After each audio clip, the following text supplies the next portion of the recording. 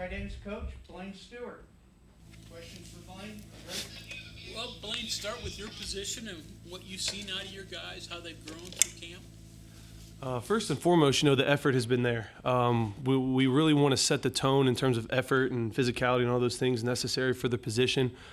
We've taken strides, some days have been better than others, but we've been trending in the right direction the whole time through camp.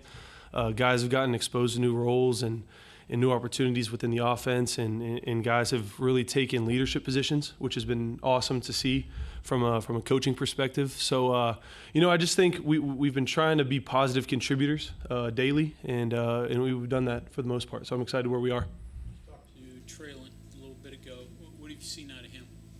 Traylon, from my perspective, has entirely changed his body from when I first got here personally in January. I know last year he was heavier in terms of his own weight, so he's in a good place with that. And in starting with Coach Joseph and the entire strength staff, he's committed to that, and it's really transformed his game. He's moving well. His physicality and blocking is obviously still there, but we found a couple ways to get involved in the passing game so far, and I'm excited about Traylon just because he's put in the work. So now he's starting to see the benefits. We're asking Traylon. I asked him about what it takes to be a good tight end.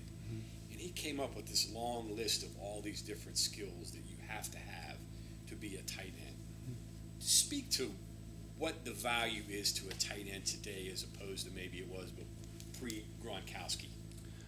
Yeah, totally. That's why it was so enticing, for me to get in the tight end room. You're involved in truly everything. I hit on it in the spring. You got to be involved in the run game, the protection aspect of it, the key component of the pass game. I just think these guys on any offense in the tight end room have so much on them. So it shows how much you have to devote to the game. But I really just think dynamic tight ends can add a lot of value to offenses. And like you mentioned, there's certain things of intricacies of run blocking, fronts, changing your protection responsibilities, route variance based on defensive coverage. So I just think, you have the ability to impact a game, but you got to be on your stuff to really be in a position to do so. You talk to a defensive coach, and when you mention tight end, that becomes a big issue to them, particularly if you got multiple ones or a fullback. Are you seeing the game change a little bit in terms of more teams using different personnel and introducing that and giving people problems? Totally.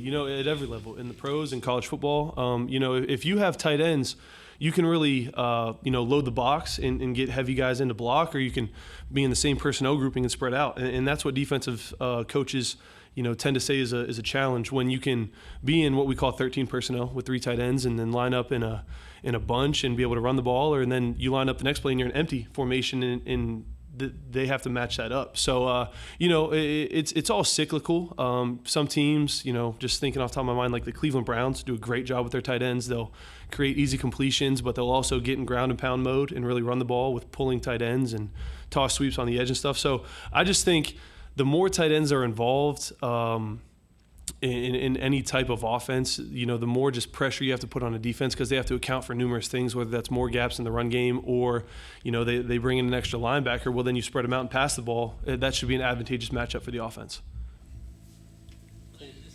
This time of transfers, you bring in a kid from LSU, a kid from Minnesota, big Power 5 player.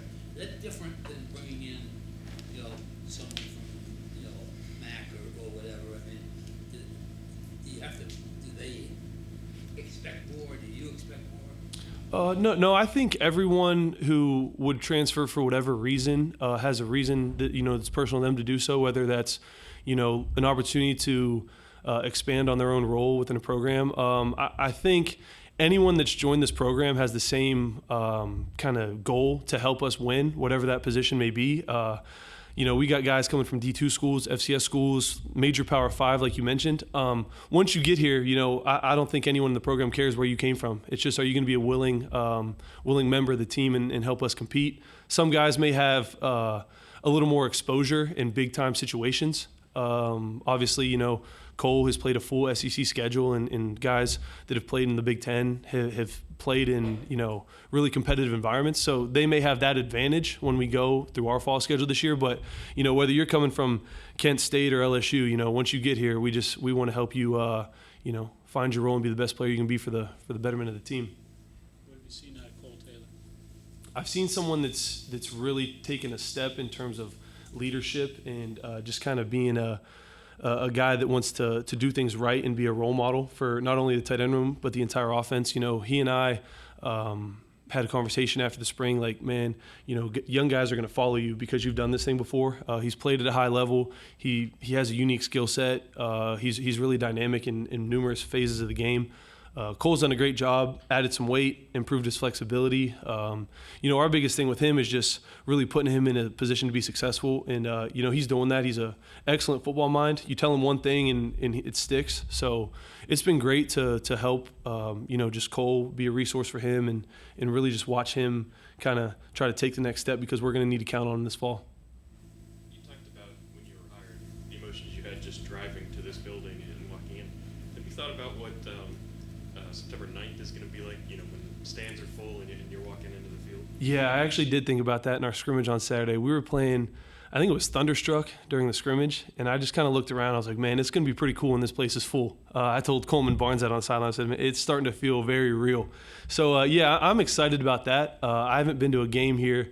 Actually, I came to the JMU game in 2019 because I obviously went to James Madison and was with the Steelers. We had the weekend off, so I came down with some buddies and saw a lot of people like Monty and a lot of people, familiar faces and stuff. But I haven't been to a game before that since 2010. So it's been a long time since I've been in Mountaineer Field when it's rocking. So I'm excited about that. All the home games are going to be special in their own way. But, yeah, September 9th is going to be fun when we finally get to do it in front of these home fans. Traylon mentioned your experience with the Steelers being very valuable to the guys there. How much of that do you share? How much of that do you kind of hold back? And how do you go about that when you talk about that with the guys? Every situation's different. I try to never like flaunt it or anything like that. But, we watch a lot of NFL film. And I just believe, like, whether it's the tight ends in San Francisco or an offensive scheme that the Eagles are running or something like that, I'm a firm believer in numerous ways to show certain things. So I love watching NFL film. I think it has a place for these young guys to just see, we're trying to do things the right way. And when NFL teams are doing it the same way, I think that adds value. But, yeah, I just try to, let them know I've been a part of some unique things that it's been great for my personal development. And then really when guys have questions, that's when I want to answer their questions as opposed to put it in front of them. Okay, how about as a coach, you're working with the elite, the best of the best, and then you're going down a level. And is the expectations or the things that you demand a little bit different because the skill level's different? No, sir. No, not at all. I believe in, core values of football, if you will. And, no, I think those can be applied to any level, whether that's professional all the way down to youth football. You got to do things as a tight end, like play with great pad level, play with great intensity, get off the ball, break tackles, be explosive in the passing game. And I don't think that standard drops at all. Maybe certain things that we ask guys to do in terms of defensive look or adjustments may just be based on how our offense is built a little differently. But I don't think, we ever want to lower the standard of expectations in terms of just general football acumen. The guy at the Steelers getting from point A to point B is going to get there a lot faster than the guys you're dealing with now. Yeah, but I think we want to coach it the exact same way. Yeah, coach them and be ready to go. Film and obviously your NFL experience. Do you show players now film in general to say, hey, this is what the Browns are doing, this is what I do with the Steelers, or do you even pinpoint and show maybe film of Pat Fryer, for example, to Cole Taylor, who could be comparable as a ceiling? I definitely want to do that. I want to show guys someone that they can model themselves after. But in starting with just general film, if we have a play in that I know someone's ran and it fits our exact scheme, I'm like, this is just a clip of them doing it. Whether it be, inside zone blocking, watch his pad level, watch his foot placement, watch his delivery to the linebacker, certain things like that. But then yes, also making specific cut-ups of guys for Cole to watch. More physical guys for Traylon to watch or fullback cut-ups for Luke Hamilton, things like that. I want guys to be able to see themselves with someone of a comparable body type and job responsibility. Who are maybe some of the cut-ups? Would you Oh yeah, absolutely. Yeah, Pat Fryermuth, guys like Mark Andrews for Cole, big longer guys, pass catchers. George Kittle does an unbelievable job at point of attack things, blocking, pass catching, playing with great energy. Yeah, so we all watch George Kittle cut ups, and then certain fullback things for Luke Hamilton, like the fullback in Baltimore or Derek Watt, and I just think when guys can see themselves in a realistic comparison, it just kind of adds to their toolbox as opposed to just throwing general stuff up there. Your other tight ends then, Dixon, Bickstrom. Mm-hmm.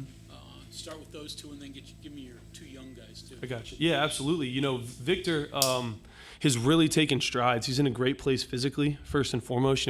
He was weighing at 268 pounds last week. I haven't seen his weight today yet, but yeah, he's weighing about 268 pounds.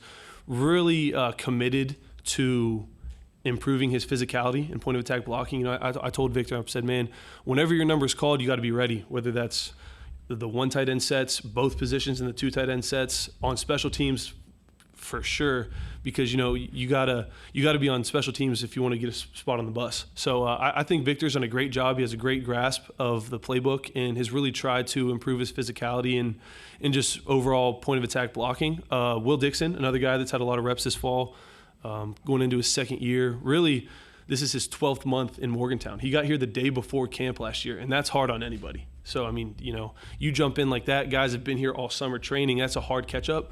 So this has really been his first full offseason, and Will's done a great job. He has all the tools to be a really good player. We're excited about him. We just keep putting him in position to put pressure on him and just see, whether it's going to be just how early he's going to help us, because he is going to help us sometime. And I'm excited about him just being able to be dynamic in the game, whether that's running down the field or perimeter blocking. He's a tall, strong, tough kid. Got to continue to add some weight to him. He's not anywhere near his end goal in terms of weight, but he's done a great job. He's worked his butt off, and he's made some plays this fall. So we're excited about really both he and Victor. TJ and Noah Brand. Yeah, TJ and Noah. I call them the Bash Brothers. They're going to play a lot of football here. I think they've both done a great job. Noah was used more as a wideout, and they both were, but Noah in particular was a true wide receiver at University High.